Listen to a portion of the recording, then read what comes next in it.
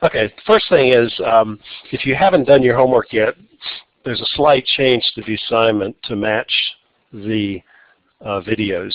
So I went and looked, and for this case, for some reason, the first section numbers were wrong. If you've already done them, that's fine. You can turn in what you did.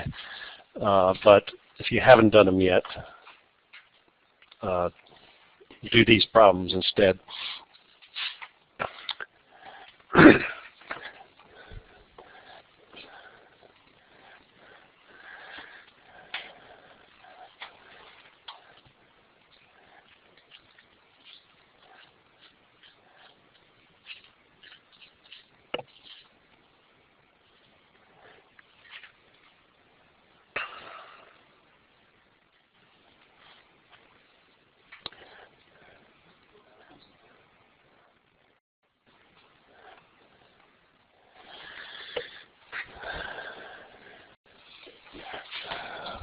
It's like everybody's got them. So remember, this is since Kelly wasn't here last time. We kind of did this more difficult problem of trying to figure out how many numbers added up to 22. All the things that we did here was we showed all the different possible combinations of groups of people, rolls of dice, flips of coins, to be able to count how many occurrences there were. And so that's kind of tedious. If you're not interested in what are the combinations, but you're more interested in how many combinations. For example, using cards as an example, if you wanted to know, there's certain probabilities. If you're dealt a 5-card hand, the probabilities of getting certain hands.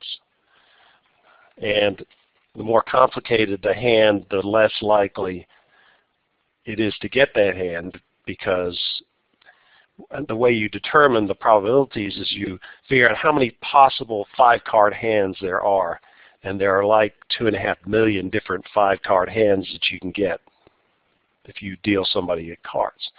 And then you've got things that win. A 3 of a kind will be 2 of a kind, something like that. So, but getting 3 of a kind obviously is going to be more difficult than getting 2 of a kind. The question is, what is the actual probability of getting 2 of a kind versus 3 of a kind?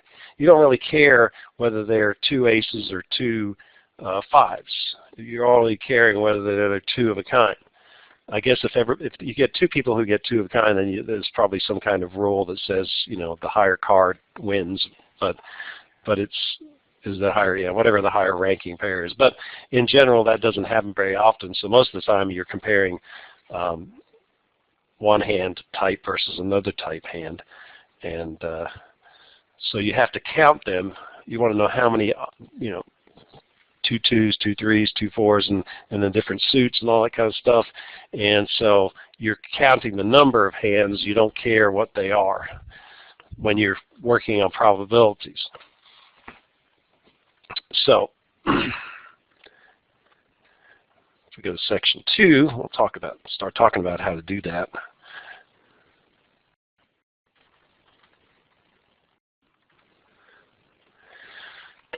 So there's a principle for counting things, and basically what these are multi-part processes.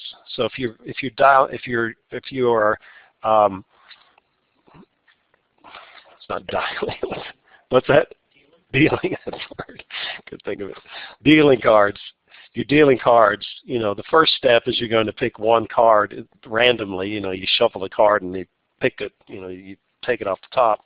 It's a randomly determined card. There's 52 cards, and so you're going to pick one out of 52 cards, and then you'll get the next card, which there won't be 52 cards anymore. There'll be 51 cards, and so you'll have one out of 51 cards to choose from. And so the fundamental accounting principle is used for multi-step processes, which we'll look at various ones of them, examples of them. So this is the question that I just posed. What if we're just interested in the number of possibilities rather than the exact choices? Then there's hopefully an easier way, and I'm not giving you time to write that down because I'm just saying it. You don't need to write it down. So there are the fundamental accounting principle is the next slide. To apply the fundamental accounting principle, you have to satisfy what's called the uniformity criterion for multiple part tasks. And let me just borrow your book for a second. For you people, for you guys who haven't had my class before, you know, a lot of the stuff that I'm going to cover, I'm not going to ask you for a word-for-word definition, and I don't want to make it so that you're writing so feverishly down stuff that you're not paying attention to the important points. So I may say, just reference that in your book, and you can go back later and look it up in your book instead of trying to write it all down. That's what books are for, as a reference. So, for example, this uniformity for most of the important stuff is in these little green boxes. So the uniformity criteria, we're going to talk about that, and then we'll talk about the fundamental accounting principle. So what I would suggest, if you're going to take notes, is just write down uniformity criteria or something like that. And then you might say, you know, see book for definition or something like that. Now, a lot of times I'll actually just have the green box, and it'll be obvious that that's what you're going to do. In this case, I actually typed it out. I think it was because that was one of my first times I taught the class, and I decided to type it out. But yeah, these are both on page 534. So just reference. So let's read it. It says a multiple part task is said to satisfy the uniformity criterion if the number of choices for any particular part is the same no matter which choices were selected for the previous parts. So the key thing here is it says that the number of choices is the same. Obviously, say I want to pick 3 people for the class officers, you know. Yeah, we're not doing class officers. It's a hypothetical thing. Okay, so let's say hypothetically that I'm choosing class officers. So, what's that? Yeah, I'm choosing you, and I must be choosing you as president, right? Because since he's the Trump guy, and Trump won president stuff. The Trump train. Yeah, that's right. Yeah, don't get in an airplane and start yelling at people comments about Trump. You might get kicked off. Okay. So how many people do we have in here? We have 8. We have 8 people. So, you know, if we choose a president for the class, we have 8 people to choose from. So we'll pick Tanner for the president, hypothetically, and so then we pick the treasurer, and so the question is, you know, we have. Okay. Don't get distracted there. Got to stay focused. Okay. You might want to move again away from that guy. He's distracting. Just kidding. You don't want to hurt his feelings. But anyway, so you choose one person out of 8, and so then you choose the treasurer. Well, you can't be treasurer and president at the same time. That's the rules. And so when you choose a treasurer for the next person, you have 7 people to choose from. So whether I choose Tanner or I choose James, it doesn't matter. When I choose the treasurer, I'm still going to only have 7 people. They're going to be 7 different people, but it's still 7 people. Yes? So your odds of being something increases as... Yeah, actually, that's true.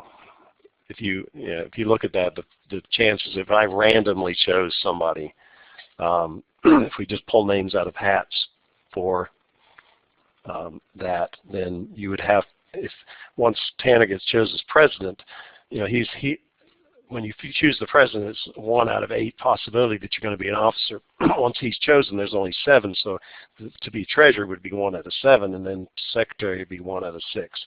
So as you go, it does increase the probability that you're going to be chosen in a random selection. Okay, so if the particular multi-part process satisfies the uniformity criterion, then you can use what's called the fundamental accounting principle. So it says when a task consists of k separate parts and satisfies the uniformity criterion, If the first part can be done in n sub 1 ways, the second part can be done then in n sub 2 ways, and so on through the kth part, so through the kth part of the multi-part process, which can be done in n sub k ways, then the total number of ways to complete the task is given by the product of each individual step. So that's a lot of words, so it's easier to just give a couple of examples. So here's a multi-part process. We're going to flip a coin 5 times, and we're going to write down what they are. You know, heads, tails, heads, tails, heads. So there's 5 things. And we want to know how many different ways can we have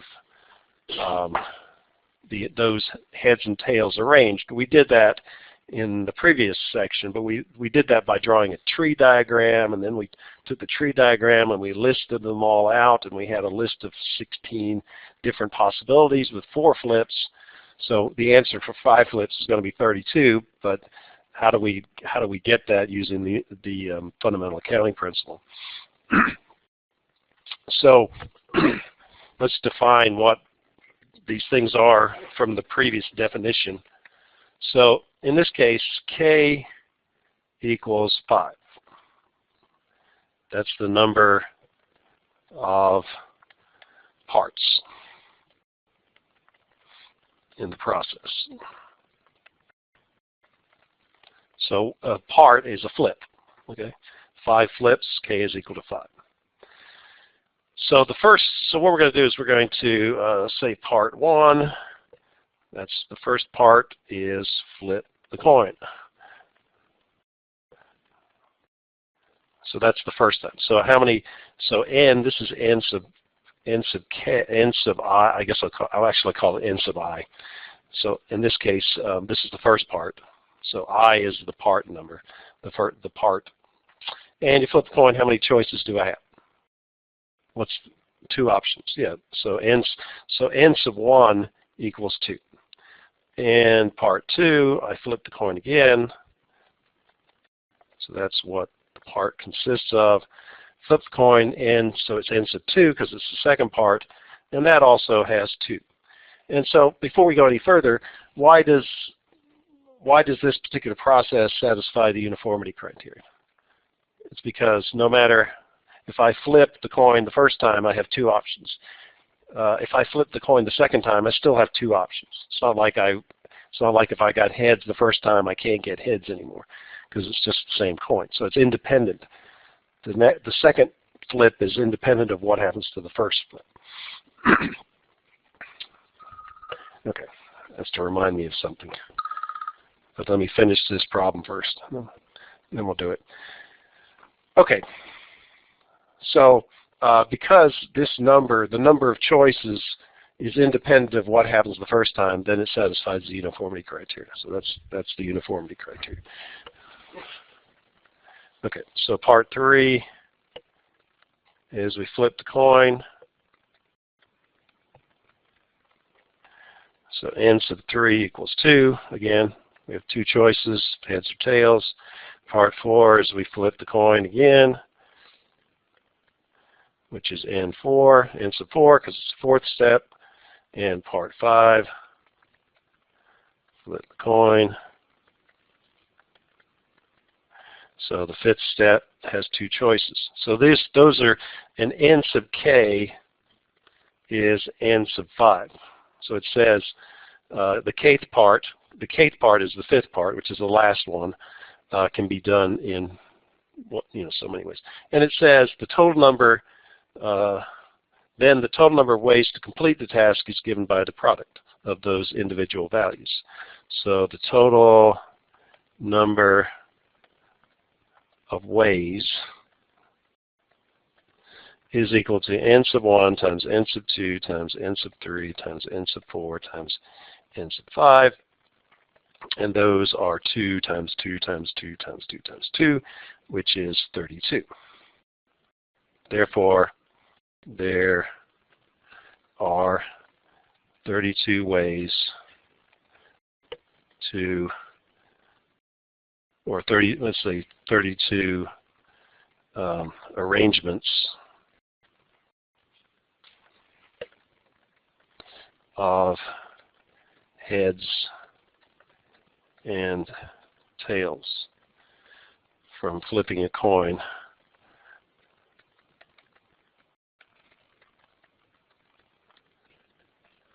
five times.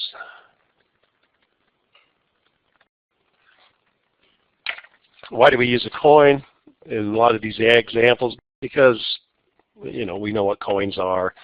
It's a random process, and it's got a simple result to it. So it's used a lot just because it's a way of demonstrating things. It's not like there's a lot of usefulness in flipping coins.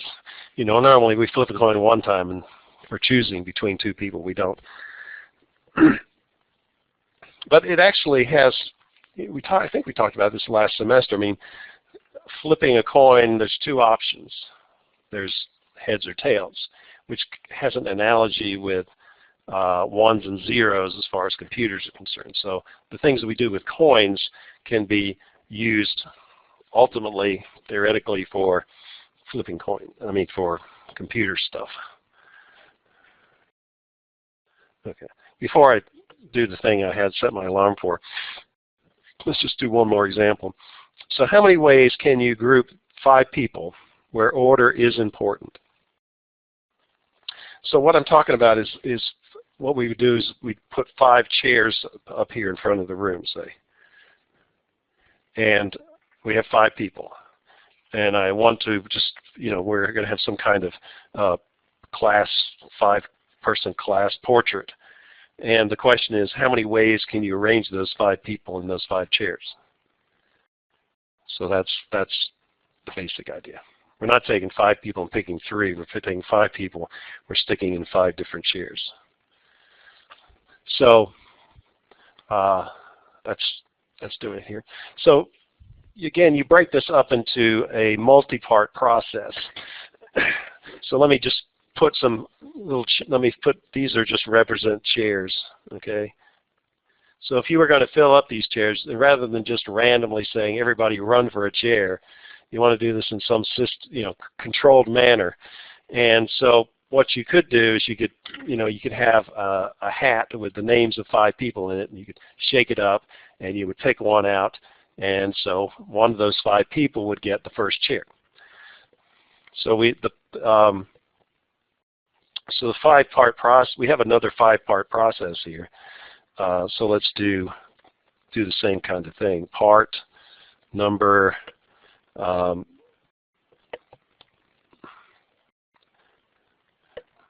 we'll put task. What are we doing? Number of choices. Okay, so task number 1 is to choose one of 5 people to sit in the first chair. Okay, so we're going to put somebody into the first chair. Well, how many people do I have to choose from when I make that choice? 5. Okay, so somebody's in there. I'm not going to put a letter. Okay, part 2 is choose one of 4 people to sit in the second chair. So how many choices do I have at that point? 4. Why do I have 4 choices instead of 5 choices? Yeah, the first person's already sitting down, so you can't choose the second person. I mean, you can't use them. They can't sit in 2 chairs at one time. Okay. So you can see how this thing's going to work, is that every time we put somebody in the next chair. So the third step is choose one of 3 people to sit in the third chair. And I don't know why I'm going between writing it out in words, but I am. So there's 3 people, and you can see the next. This is going to be the fourth step, there's going to be 2 people. On the fifth step, so I'm just going to kind of say ditto. It's not exactly copying, but it's hopefully you understand it. So, so from our case, you know, n sub 1 is 5. N sub 2 is 4 because I have 4 choices when I pick the second. N sub 3 is 3. N sub 4 is 2. N sub 1 and n sub 5 is 1. And therefore, the total number of arrangements is equal to n1 times n2 times n3 times n4 times n5, which is, we just did above, 5 times 4 times 3 times 2 times 1, which is 120. So there are 120 different ways that you can arrange 5 people and it be the unique arrangement. Okay, so that's how the fundamental counting principle works. You just have to think about the process. Sometimes sometimes the questions they ask can be difficult just based on, you know, how they're asking. You know, sometimes you get it and sometimes you don't, as far as trying to understand what the different processes are. Well, when we get to those, you'll see. The ones that you'll have to do for tests are not that difficult, relatively speaking, but we'll look at ones that are more difficult. Okay, so that is, we're going to stop for just a second. So part of, I got to push the record button earlier, so that's okay.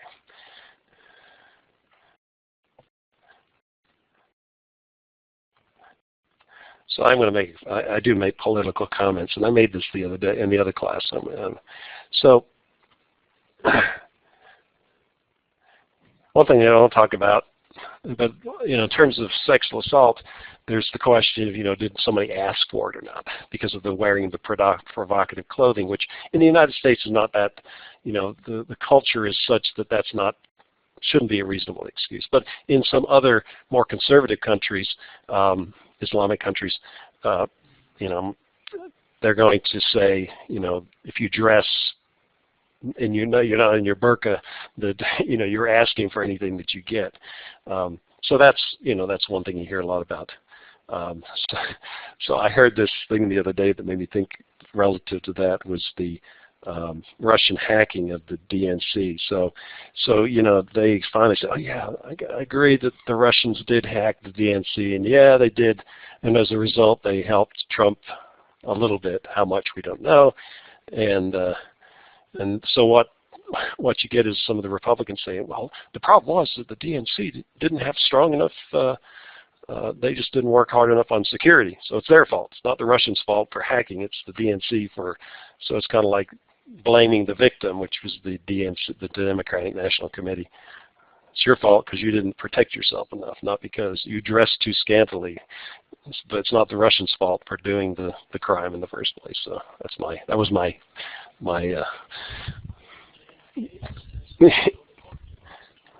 is that what? Yeah. So anyway, that was my political thought. Really, it was before I saw the video, and I thought, oh, yeah, that's okay. So it turns out that in these counting situations, we have this case where we multiply numbers together, where you multiply a number and then the next smaller number, the next smaller number, the next smaller number. And so we have a special math function for that. It's called the factorial. So the factorial formula for any counting number n, so it's an inch, you know, something you can count on your fingers, so no decimals. The quantity n factorial is given as follows. So if you see n factorial, it's the same as seeing the number n multiplied by the number smaller than that by the number smaller than that, all the way down until you get to 1. So the formula here looks kind of complicated, but the reality of the situation is not that complicated. So if you have 2 factorial, what that means, it's equivalent to 2 times 1. So you start at the value n. N is 1 in this case. I mean, it's 2 in this case. N minus 1 is 1. You go down till you get to 1, and then you're done. And so then you can also say this is equivalent to 2. 2 times 1 is 2. So 4 factorial is 4 times 3 times 2 times 1. And that's equivalent to 24. 7 factorial will be 7 times 6 times 5 times 4 times 3 times 2 times 1, which is a big number. It's actually, I remember it from yesterday, it's 5,040. 10 factorial is 10 times 9 times 8 times 7 times 6 times 5 times 4 times 3 times 2 times 1, which is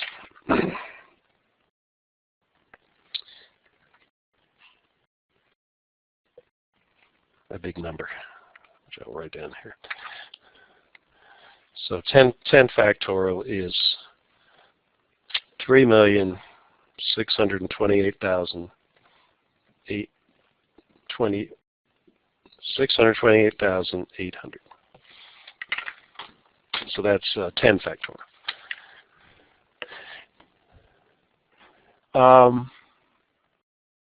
Interestingly enough, I mean, this calculator has factorial on it, but it's not directly on the front screen. So you have to go through about 4 levels.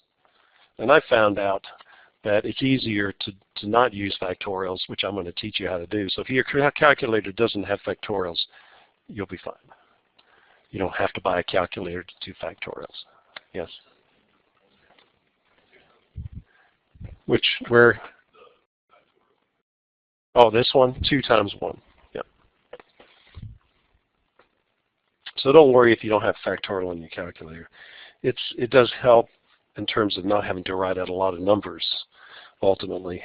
But in terms of actually calculating it, there are other places that choose factorial.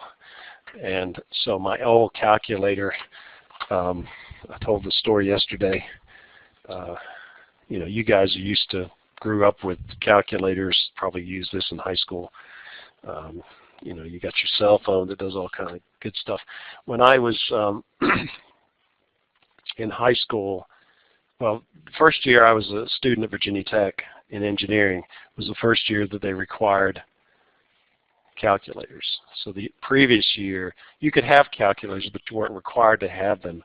And you could use a slide rule, which is another way of multiplying and dividing numbers together, but it's not as accurate.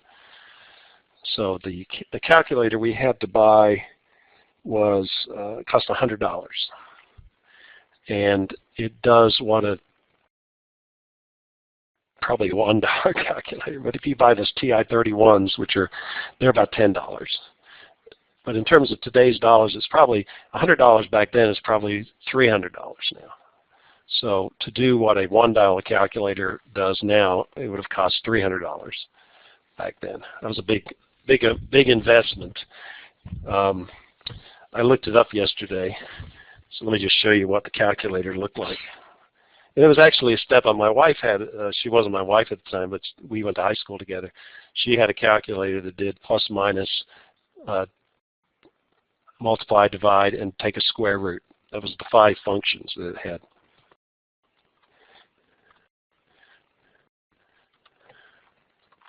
Actually, it did a reasonable amount of stuff. It did logarithms, exponentials, it did factorials. That was the thing, which was important. We use factorials anyway. 1 factorial is 1, and 0 factorial is 1. So the 0 factorial is the one that you wouldn't, why is 0 factorial 1? And it's just because it works in the formulas. So if you have a formula that involves factorials and you get a 0 factorial, to get things to work out, it has to be 1. There's no other good explanation of why 0 factorial is 1, because 0 times anything is 0. So, but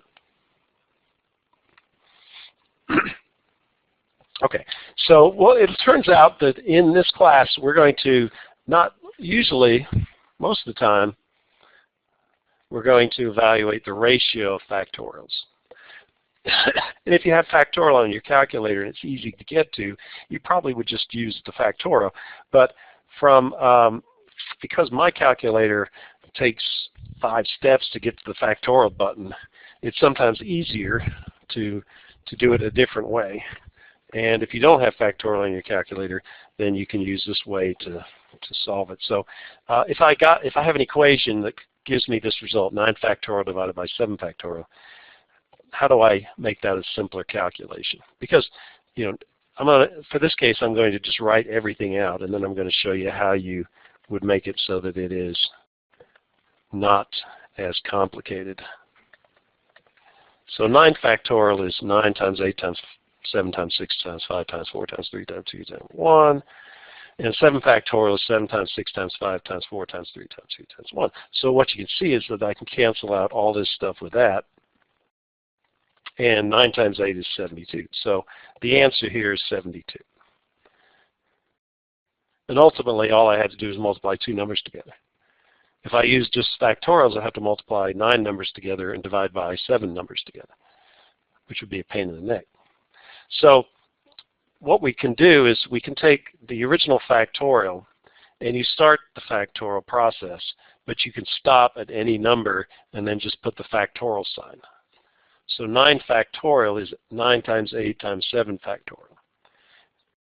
And therefore,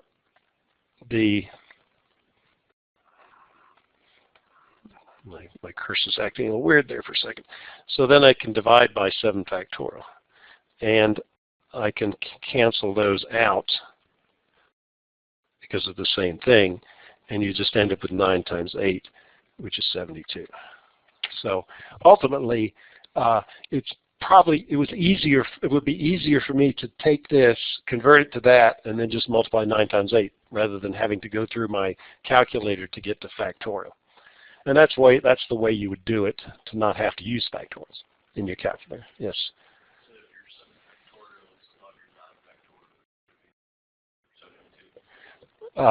Yes. Yeah. Typically in our calculations, the larger factorial will always be in the numerator. So technically you're correct. You won't see that happening, but it would be true. Okay, so let's just look at a couple of other examples. And actually I'm going to I'm going to simplify, do one that's not quite as hard. So let's say we have 13 factorial over 10 factorial. So what we would do is we would take 13 factorial and make that into 13 times 12 times 11 times 10 factorial. And I choose where I stop based on what I'm trying to cancel out in the denominator. So those cancel out. And then I just multiplied the 3 remaining numbers together. So 13 times 12 times 11 is 1,716. So let me give you one to work on. So for you guys online, to see that you're actually paying attention, let's do 17 factorial over 14 factorial. And once you get an answer online, if you can raise your hand so I can hear you all.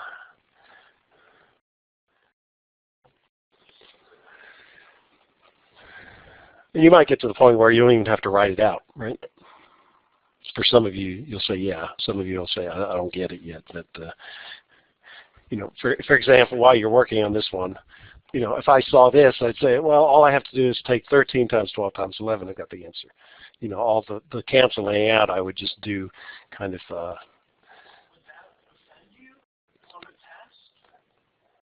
Would it offend me if you just wrote out 13 times 12? I want you to show some. I don't want you to just show a number. So even if you have factorial, I don't want you to use it.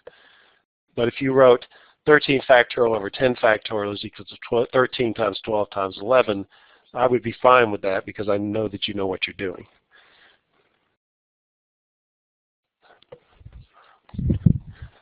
So let's see if anybody's answered online. Yep. Okay, we got 3 answers. So they're saying 4,080. You guys agree with it? Yep. So I'm assuming it's right, and it is right. Okay, so what we're doing, just in case you didn't get it, we took 17 times 16 times 15 times 14 factorial divided by 14 factorial. And so you have 17 times 16 times 15, which is 4,080. And some people get carried away with simplifying factorial stuff because they'll do something like 6 factorial divided by 3 factorial equals 2 factorial. Because they think, oh, 6 divided by 3 is 2. So 6 factorial divided by 3 factorial is 2 factorial. And that's wrong. Okay. The only time you can do any kind of math with factorials is when they're exactly the same thing. So if I were to rewrite that as 6 times 5 times 4 times 3 factorial divided by 3 factorial, then I could do it. So that is incorrect. I've seen it too many times. I'm trying to emphasize this is a problem. That is not right. What you would do, if you took 6 factorial over 3 factorial, you would have 6 times 5 times 4 times 3 factorial divided by 3 factorial. That's the only, and those cancel out. That's not telling you it's wrong. So the answer would be 120, not 2. You'd be way off if you... Okay. So now that we've defined factorial, it turns out that the arrangements of n distinct objects, that's the problem where we had 5 people and we stuck them in 5 slots, in 5 chairs. And we looked at the different, there were 120, I think it was. Is that right? I think it was. 5 times 4 times 3 times 2 times 1. And let's just go back here. When we did this problem, we hadn't defined factorials, but we basically did 5 factorial. Okay. So this kind of a situation happens enough that we have a rule which says that the total number of different ways to arrange n distinct objects is n factorial. So if I had 3 objects, A, B, and C, in this case, n is the number of objects. So they could be letters, it could be numbers, it could be people. So what we can say is we can arrange A, B, and C in 3 factorial ways because there are 3 of these. And 3 factorial is 3 times 2 times 1, which is 6. So the answer is 6. And we could do a tree diagram, and you would confirm that it's 6. But it's a lot easier to take 3, to count the number of things, and apply the factorial function to it and get the answer, instead of writing out the tree. I'm going to write out the tree. You don't need to write it down if you don't want to. But let me show you how you would do it as a tree diagram. And I'll say, first step is to pick the first object. The second step is to pick the second object. So just like we were doing earlier, there are 3 possibilities to pick when you pick the first object. Once you pick A, then you only have B and C to choose from. If you pick B, then you only have, for the second choice, you only have A and C to choose from. And if you pick C first, you only have A and B to choose from. And then when you pick the third one, well, there's only one person left over. So the one that's left over is the one I'm showing here. If I'm doing this right. And from this tree diagram, I could list all possibilities, which would be A, B, C, A, C, B, B, A, C, B, C, A, C, A, B, and C, B, A. And then I'd count 1, 2, 3, 4, 5, 6, and I'd say there's 6. Obviously, taking 3 factorial is a lot easier than going through this whole process of doing a tree diagram, but that's okay, so that's that. So the question might be, if I have 26 letters in the alphabet and I arrange all those 26, so if I had how many 26, if I wanted to have a 26 letter word with every letter being different, how many different words could I create? It's kind of like also if if you think about well, that's not true. I was going to say something like license plates, or where you have to use numbers and letters. We'll be able to figure that out in a minute, but it doesn't work. It's not a simple factorial thing. So if you wanted to arrange 26 letters, using all 26 letters, but not reusing any of the letters, not repeating any of the letters, the number of arrangements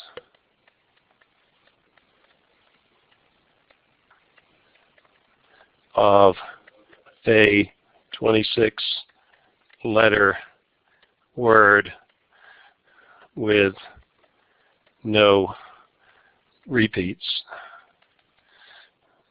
the answer would be 26 factorial. So 26 factorial is a big number. I want to give you an idea of how many different arrangements you can have. So you can arrange those 26 letters 4.03 times 10 to the 26th. What that means is basically 4 with 26 zeros, which would be a very long number, which would be more stars than are in the universe or something like that, probably. So once you get to a large number of letters like that, choices, you can have a huge amount of arrangements. We already did this one. 5 factorial. How many ways can you arrange the letters A, B, C, and D? There are 5 letters, so the total number of arrangements would be 5 factorial. So I'm not going to repeat that one. We've already done it. And then the final part of this chapter is if we had letters and we wanted to rearrange the letters, but we have repeats of the letters. So I'm going to show you an example, and then we'll look at the formula. So here's a name. It's my name. Which has a repeated letter if I use, well, I guess it depends, no matter how I spell it, you have 2 E's. So Steve, there's the first E and there's the second E. But if I were to switch this E with that E, it would still be Steve. It's still the same word. And you wouldn't be able to distinguish it if I didn't put those little subscripts on there. So what I would say is, if I took both of these and I had Steve, and I would put my second E first and my first E second, these, if I don't put the subscripts, they're going to look the same. They're still Steve. So these two are indistinguishable. So what it says is the number of distinguishable arrangements. So you eliminate, if you have two that are indistinguishable, you only count them one time. So the number of distinguishable arrangements of n objects where one or more subsets consist of lookalikes. Lookalikes are repeat. Say n1 are of one kind. In this case, I only have one. I have a repeat of E. So forth and so on. The total number of distinguishable arrangements is n factorial. N is the total number of letters. N1 would be the letter that I repeat. So I have 2 E's that I repeat. So for my example, N is equal to 5. That's the total number of letters.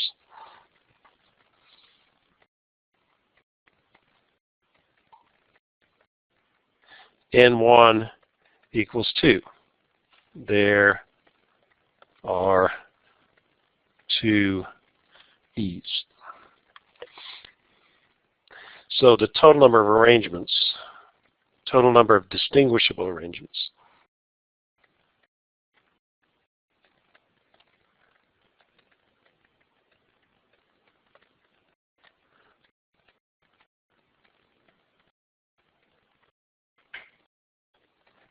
is 5 factorial divided by 2 factorial.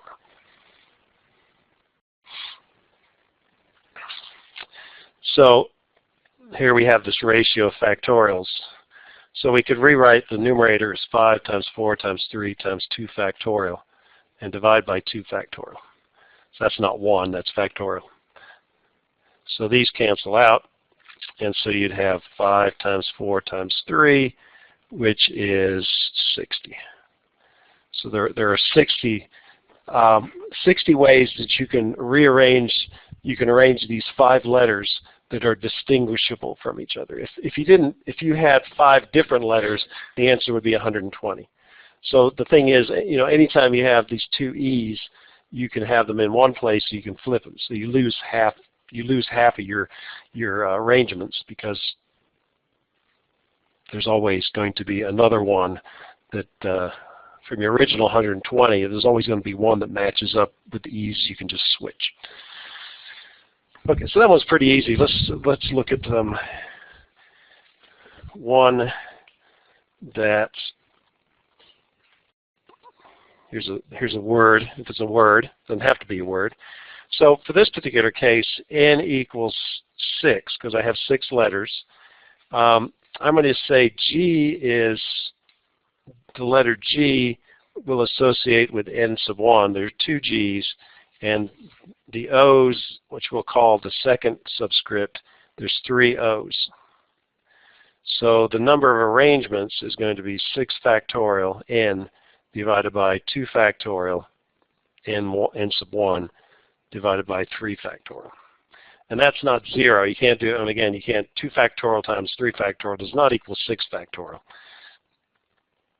So what I would probably do to simplify this, I'd go 6 times 5 times 4 times 3 factorial. So I'm changing the numerator to this so that I can cancel out the 3 factorial that I have in the denominator. And so I get 120. 6 times 5 is 30. 30 times 4 is 120. 120 divided by 2, so I get 60. So the answer is 60 again, coincidentally. So there are 60 ways that I can arrange these 6 letters, 2 G's, 3 O's, and an L, such that they're distinguishable from each other. Yeah. Right here? What I did is I rewrote 6 factorial as 6 times 5 times 4 times 3 factorial, so that I could cancel out this 3 factorial with the other 3 factorial. I mean, it wouldn't have been that much work to just write them out and do them separately, but it's just a habit that you might want to get into. So then these cancel out, so you're left with 6 times 5 times 4 divided by 2 times 1. Okay, so let me give you a homework assignment. So we're going to assign this section homework. This will be due next Thursday. So there's the homework.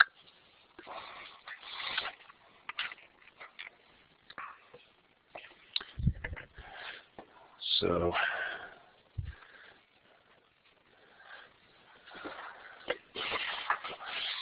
then we've got one more example that we'll work on next Wednesday, next Tuesday. Remember, you don't have school Monday. It's Martin Luther King Day. Next Thursday.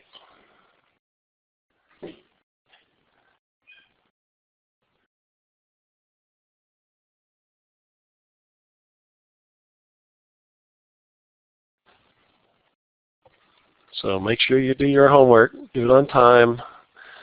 If you've taken a class before, probably one of the reasons you're taking the class again is you didn't do your homework. So don't repeat. Don't define what is the definition of insanity. Do the same thing and think you'll get a different result. You won't. So if someone who hasn't turned in homework in the past continues not to do that, I'm going to hound you. Well, I didn't hound them last time. I'm going to get a big stick and start beating them if they don't. No, I can't do that. But anyway, we'll see y'all later online. So you can hang up now. So let me know you're actually paying attention.